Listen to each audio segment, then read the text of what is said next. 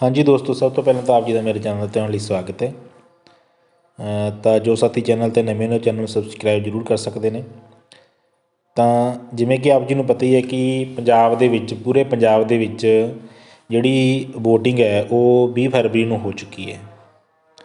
ਤਾਂ ਉਸ ਤੋਂ ਬਾਅਦ ਬਹੁਤ ਸਾਰੇ ਸਾਥੀ ਜਾਂ ਬਹੁਤ ਸਾਰੇ ਜੋ ਟੀਚਰ ਨੇ, ਪੁਲਿਸਮੈਨ ਨੇ ਜਾਂ ਫੌਜੀ ਨੇ, ਉਹਨਾਂ ਦੀ ਜਿਹੜੀ ਵੋਟ ਹੈ ਉਹ ਨਹੀਂ ਪਈ ਜਾਂ ਉਹ ਆਪਣੀ ਜਿਹੜੀ ਵੋਟ ਆ ਉਹ ਨਹੀਂ ਕਰ ਸਕੇ।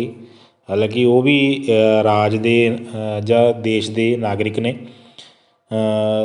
ਉਹਨਾਂ ਨੂੰ ਵੀ ਹੱਕ ਹੈ ਕਿ ਉਹ ਆਪਣੀ ਜਿਹੜੀ ਲੀਡਰ ਨੇ ਉਹਨੂੰ ਚੁਣ ਸਕਦੇ ਨੇ। ਤਾਂ ਉਸ ਦੇ ਲਈ ਚੋਣ ਕਮਿਸ਼ਨ ਵੱਲੋਂ ਇਸ ਤਰ੍ਹਾਂ ਦੀ ਜਿਹੜੀ ਸੁਵਿਧਾ ਉਹ ਦਿੱਤੀ ਜਾਂਦੀ ਹੈਗੀ ਕਿ ਤੁਸੀਂ ਜਿਹੜੀ ਵੋਟ ਆ ਆਪਣੀ ਉਹ ਬੈਲਟ ਪੇਪਰ ਦੇ ਥਰੂ ਪਾ ਸਕਦੇ ਹੋ। ਤਾਂ ਉਸ ਦੇ ਲਈ ਤੁਹਾਡੇ ਉਹ ਐਡਰੈਸ ਉੱਪਰ ਇਸ ਤਰ੍ਹਾਂ ਦੇ ਜਿਹੜੇ ਫੋਰਮ ਨੇ ਉਹ ਤੁਹਾਨੂੰ ਰਿਸੀਵ ਹੋਏ ਹੋਣਗੇ। ਉਸ ਦੇ ਵਿੱਚ ਆਪਾਂ ਦੇਖਦੇ ਹਾਂ ਕਿਹੜੇ ਕਿਹੜੇ ਫੋਰਮ ਨੇ। ਸਭ ਤੋਂ ਪਹਿਲਾ ਫੋਰਮ 13 ਊੜਾ ਹੈਗਾ, ਇਹ ਤੁਹਾਡਾ ਘੋਸ਼ਣਾ ਪੱਤਰ ਹੈਗਾ। ਉਸ ਤੋਂ ਬਾਅਦ 2 ਇੰਸਟਰਕਸ਼ਨ ਵਾਲੇ ਪੇਜ ਨੇ, ਇਹਦੀ ਕੋਈ ਜ਼ਰੂਰਤ ਨਹੀਂ, ਤੁਸੀਂ ਇਹਨੂੰ ਸਿਰਫ ਪੜ੍ਹਨ ਤੁਹਾਡੇ ਲਈ ਦਿੱਤੀ ਗਈ ਹੈ ਇਹ।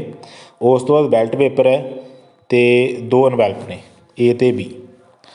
ਸਭ ਤੋਂ ਪਹਿਲਾ ਕੰਮ ਤੁਹਾਡਾ ਕੀ ਹੈਗਾ ਕਿ ਤੁਸੀਂ ਮੈਜਿਸਟ੍ਰੇਟ ਤੁਹਾਨੂੰ ਜਿਹੜਾ ਵੀ ਪੈਂਦਾ ਹੈਗਾ ਉਸ ਦੀ ਮੌਜੂਦਗੀ ਦੇ ਵਿੱਚ ਤੁਸੀਂ ਜਾਣਾ। ਤਾਂ ਮੈਜਿਸਟ੍ਰੇਟ ਦਾ ਦੇਖੀਏ ਤਾਂ ਆਪਾਂ ਬੈਲਟ ਐਨਵੈਲਪ B ਦੇ ਉੱਪਰ ਲਿਖਿਆ ਹੋਏਗਾ, ਜਿਵੇਂ ਇਹਨਾਂ ਨੂੰ ਹੈਗਾ ਸਬ ਡਿਵੀਜ਼ਨ ਮੈਜਿਸਟ੍ਰੇਟ ਤਹਿਸੀਲ ਤਪਾ, ਠੀਕ ਹੈ, ਇਹ ਪੈਂਦਾ ਹੈਗਾ, ਇੱਥੇ ਇਹਨਾਂ ਨੇ ਜਾਣਾ ਹੈਗਾ।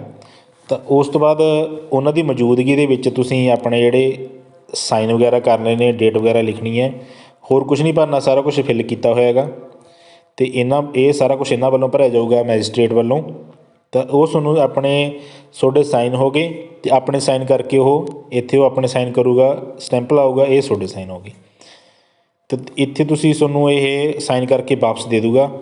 ਇੰਸਟਰਕਸ਼ਨ ਵਾਲਾ ਪੇਜ ਹੈ, ਇਹ ਪਹਿਲਾਂ ਵੀ ਦੱਸਿਆ, ਇਹਦਾ ਕੋਈ ਕੰਮ ਨਹੀਂ, ਤੁਸੀਂ ਸਿਰਫ ਪੜ੍ਹਨ ਵਾਸਤੇ। ਜੇਕਰ ਤੁਸੀਂ ਇਸ ਨੂੰ ਪੜ੍ਹ ਕੇ ਆਪਣੀ ਵੋਟ ਕਰ ਚੁੱਕੇ ਹੋ ਤੋਂ ਪਹਿਲਾਂ ਤਾਂ ਤੁਸੀਂ ਇਸ ਵੀਡੀਓ ਨੂੰ ਸਕਿੱਪ ਕਰ ਸਕਦੇ ਹੋ।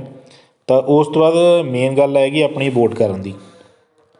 ਤਾਂ ਵੋਟ ਕਿਸ ਤਰ੍ਹਾਂ ਕਰਨੀ ਹੈ, ਤਾਂ ਉਸ ਦੇ ਵਿੱਚ ਧਿਆਨ ਰੱਖਣਾ ਕਿ ਤੁਸੀਂ ਵੋਟ ਕਰਨੀ ਹੈਗੀ ਇਸ ਤਰ੍ਹਾਂ। ਜੇਕਰ ਤੁਸੀਂ ਇਸ ਕੈਂਡੀਡੇਟ ਨੂੰ ਵੋਟ ਕਰਨਾ ਚਾਹੁੰਦੇ ਹੋ ਤਾਂ ਉਹਦੇ ਬਿਲਕੁਲ ਅੱਗੇ ਉਹਦੇ ਉੱਪਰ ਨਿਸ਼ਾਨ ਲਗਾ ਸਕਦੇ ਹੋ।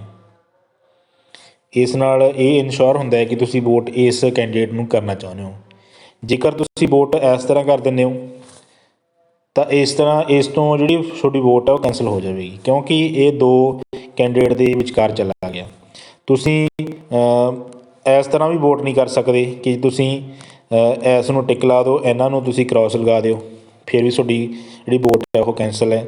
ਜਾਂ ਤੁਸੀਂ ਇੱਥੇ ਸਾਈਨ ਕਰ ਦਿਓ ਆਪਦੇ, ਉਹ ਵੀ ਤੁਹਾਡੀ ਵੋਟ ਕੈਂਸਲ ਹੈਗੀ। ਤਾਂ ਸਭ ਤੋਂ ਜਿਹੜਾ ਮੇਨ ਜਿਹੜਾ ਮੈਥਡ ਹੈ ਉਹ ਸਿਰਫ ਇਹੀ ਹੈ ਕਿ ਤੁਸੀਂ ਸਿਰਫ ਉਸ ਕੈਂਡੀਡੇਟ ਦੇ ਅੱਗੇ ਆਪਣਾ ਜਿਹੜਾ ਨਿਸ਼ਾਨ ਹੈ ਉਹ ਲਗਾਉਣਾ ਹੈਗਾ ਜਿਹਨੂੰ ਤੁਸੀਂ ਪੋਲ ਕਰਨਾ ਚਾਹੁੰਦੇ ਹੋ। ਪੈਨ ਨਾਲ ਜਾਂ ਸਕੈਚ ਪੈਨ ਨਾਲ, ਮਾਰਕਰ ਨਾਲ ਤੁਸੀਂ ਲਗਾ ਸਕਦੇ ਹੋ। ਕੋਈ ਸਾਈਨ ਨਹੀਂ ਕਰਨੇ, ਜਾਂ ਤੁਸੀਂ ਸਾਈਨ ਲਗਾ ਸਕਦੇ ਹੋ ਜਾਂ ਤੁਸੀਂ ਕ੍ਰੋਸ ਕਰ ਸਕਦੇ ਹੋ ਜਿਹੜੇ ਕੈਂਡੀਡੇਟ ਨੂੰ ਤੁਸੀਂ ਵੋਟ ਕਰਨਾ ਚਾਹੁੰਦੇ ਹੋ। ਮਤਲਬ ਤੁਸੀਂ ਕਹਿਣ ਦਾ ਕਿ ਉਸ ਕੈਂਡੀਡੇਟ ਨੂੰ ਤੁਸੀਂ ਜਿਨ੍ਹਾਂ ਨੂੰ ਵੋਟ ਕਰਨਾ ਚਾਹੁੰਦੇ ਹੋ ਉਸ ਨੂੰ ਤੁਸੀਂ ਨਿਸ਼ਾਨ ਲਗਾਉਣਾ ਉਹਦੇ ਅੱਗੇ, ਇੱਕ ਨਿਸ਼ਾਨ, ਹੋਰ ਕੋਈ ਨਿਸ਼ਾਨ ਨਹੀਂ ਲਗਾਉਣਾ। ਅਤੇ ਇਸ ਨੂੰ ਤੁਸੀਂ ਇੱਕ ਇਸ ਤਰ੍ਹਾਂ ਫੋਲਡ ਕਰ ਸਕਦੇ ਹੋ, ਜਿਸ ਤਰ੍ਹਾਂ ਆਹ ਫੋਲਡ ਹੋਇਆ ਪਿਆ ਇਸ ਦੇ ਉਲਟ ਤੁਸੀਂ ਫੋਲਡ ਹੈ ਉਹ ਕਰਕੇ ਉਸ ਨੂੰ ਜੋ ਐਨਵੈਲਪ A ਹੈ, ਇਹ ਵਾਲਾ, ਇਹਦੇ ਵਿੱਚ ਪਾ ਦੇਣਾ ਹੈਗਾ।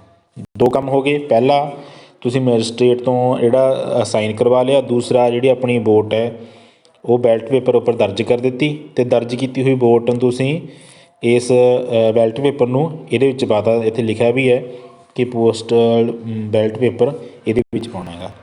ਉਸ ਤੋਂ ਬਾਅਦ ਤੀਸਰਾ ਕੰਮ ਕੀ ਹੈ ਕਿ ਤੁਸੀਂ ਜੋ ਤੁਹਾਡਾ ਘੋਸ਼ਣਾ ਪੱਤਰ ਸੀ ਜਿੱਥੇ ਤੁਸੀਂ ਸਾਈਨ ਕਰਵਾਏ ਸੀ ਮੈਜਿਸਟ੍ਰੇਟ ਦੇ, ਪਲੱਸ ਇਹ ਐਨਵੈਲਪ ਇਹਦੇ ਵਿੱਚ ਪਿਆ ਹੋਇਆ ਹੈਗਾ ਐਨਵੈਲਪ, ਇਹਨਾਂ ਦੋਨਾਂ ਨੂੰ ਤੁਸੀਂ ਪਾਉਣਾ ਹੈਗਾ ਫੋਰਮ ਕਵਰ B ਦੇ ਵਿੱਚ, ਐਨਵੈਲਪ B ਦੇ ਵਿੱਚ।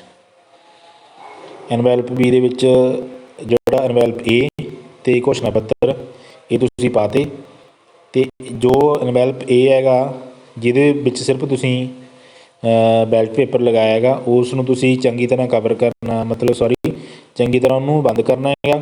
ਉਸ ਦੇ ਲਈ ਤੁਸੀਂ ਗਮ ਯੂਜ ਕਰ ਸਕਦੇ ਹੋ ਅਤੇ ਉਹਦੇ ਉੱਪਰ ਟੇਪ ਲਗਾ ਸਕਦੇ ਹੋ, ਜਾਂ ਤੁਸੀਂ ਜੋ ਲਾਖ ਆਉਂਦੀ ਹੈਗੀ ਉਹਦੀ ਯੂਜ ਕਰ ਸਕਦੇ ਹੋਗੇ।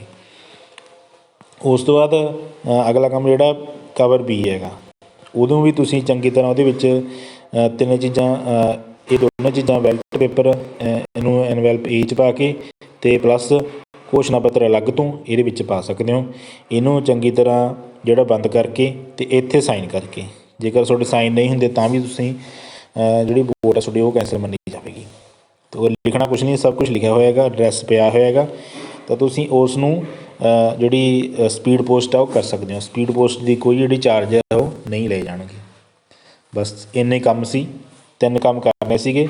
ਸਭ ਤੋਂ ਪਹਿਲਾਂ ਜੋ ਫੋਰਮ 13 ਊ ਹੈ ਉਹਨੂੰ ਮੈਜਿਸਟ੍ਰੇਟ ਦੀ ਮੌਜੂਦਗੀ ਦੇ ਵਿੱਚ ਸਾਈਨ ਕਰਨੇ ਨੇ, ਅਤੇ ਬੈਲਟ ਪੇਪਰ ਉੱਪਰ ਆਪਣੀ ਜਿਹੜੀ ਵੋਟ ਆ ਉਹ ਦਰਜ ਕਰਨੀ ਹੈ ਅਤੇ ਉਸ ਨੂੰ ਐਨਵੈਲਪ ਏ 'ਚ ਪਾਉਣਾ। ਜੋ ਐਨਵੈਲਪ ਏ 'ਤੇ ਘੋਸ਼ਣਾ ਪੱਤਰ ਵਾਲਾ ਉਸ ਨੂੰ ਐਨਵੈਲਪ ਬੀ ਦੇ ਵਿੱਚ ਪਾਉਣਾ ਅਤੇ ਉਸ ਨੂੰ ਸਪੀਡ ਪੋਸਟ ਕਰਨਾ। ਬਸ ਇੰਨੀ ਕੁ ਜਿਹੜੀ ਇਸ ਤਰ੍ਹਾਂ ਦਾ ਕੰਮ ਹੈ ਤੁਸੀਂ ਕਰਕੇ ਜਿਹੜਾ ਆਪਣਾ ਲੀਡਰ ਹੈ ਉਹ ਚੁਣ ਸਕਦੇ ਹੋਗੇ। ਅਤੇ ਜਿਹੜਾ ਆਪਣਾ ਲੀਡਰ ਹੈ ਉਹ ਬਿਲਕੁਲ ਧਿਆਨ ਨਾਲ ਚੁਣਨਾ, ਤਾਂ ਕਿ ਜਿਹੜੇ ਤੁਹਾਡੇ ਬੱਚਿਆਂ ਦਾ ਭਵਿੱਖ ਹੈ ਉਹ ਸੰਭਰ ਸਕੇ। ਧੰਨਵਾਦ ਸਾਥੀਓ। ਜੇਕਰ ਵੀਡੀਓ ਵਧੀਆ ਲੱਗੀ ਤਾਂ ਸ਼ੇਅਰ ਕਰਿਓ ਉਹਨਾਂ ਸਾਥੀਆਂ ਤੱਕ ਜਿਨ੍ਹਾਂ ਦੀ ਜਿਹੜੀ ਵੋਟ ਹੈ ਉਹ ਪੋਲ ਨਹੀਂ ਹੋ ਸਕੀ, ਜੋ ਡਿਊਟੀ ਦੌਰਾਨ ਸੀਗੇ।